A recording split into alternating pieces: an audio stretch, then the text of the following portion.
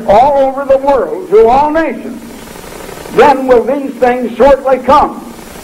I am proclaiming that message, and it's the first time in over 1900 years that that message has been proclaimed to the world. I repeat again, the atomic scientists who know what is going on in the world say that we're now just 3 minutes to midnight. And that means the end of this world and the coming of a far better world. And it is going to come in this generation and in your time. Now, I know you haven't heard anything said like this before, but I have been sent here by that eternal living Creator God, the God over all races and all people and all nations, to tell you the truth, which missionaries have failed to tell you, which religions have not known or have not been able to tell you, which the colleges and universities do not teach, which science doesn't even understand. But you have been told tonight. A vitally important aspect of God's work today is Mr. Armstrong's personal meetings with world leaders. He has visited more heads of state in their offices than any other man alive today. Among the more than 70 world leaders he has met with over the past 15 years are the late President Anwar el-Sadat of Egypt, as well as Egypt's current President Hosni Mubarak, President Ferdinand Marcos of the Philippines, Prime Minister Menachem Begin of Israel, King Hussein of Jordan, and Prime Minister Margaret Thatcher of Great Britain. Mr. Armstrong has also met with every Prime Minister of Japan since 1971, including recently appointed Yasuhiro Nakasone.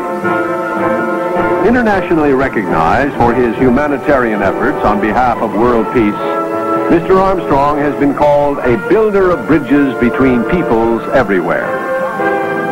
In recognition of his contributions to world peace, Mr. Armstrong has received numerous decorations, awards, and honorary doctorates. For example, he was honored by Emperor Hirohito with Japan's Order of the Sacred Treasure, the most prestigious award that can be bestowed upon a non-Japanese private citizen. In January 1984, Mr. Armstrong was decorated by Their Majesties King Bhumibol and Queen Sirikit of Thailand in recognition of his many years of service to the Thai nation. The next day, Queen Sirikit, in an unprecedented departure from protocol, asked Mr. Armstrong to accompany her in her helicopter to visit one of the agricultural stations in the mountains of Chiang Mai province. Mr. Armstrong was able to see firsthand the crop substitution programs that have so effectively reduced the growing of opium poppies in this region. It was yet another example of how God's apostle has been honored by kings, presidents, and heads of state around the world. As God opens these doors to his apostle, and as the gospel message is taken to the ends of the earth, it is sure evidence that the end of the age is approaching, and that this phase of God's work will soon be completed. But they don't know how to deal with it. And so this work, which began so small in the Willamette Valley 50 years ago, has seen many changes. But one thing has not changed. When the first few members of the congregation that met at Jean's schoolhouse pledged their support and loyalty to Mr. Armstrong, they had to have faith and vision. So today, the thousands of members of the Worldwide Church of God who continue to support God's chosen apostle in the work must also have vision, because the greatest challenge and the greatest growth are still ahead.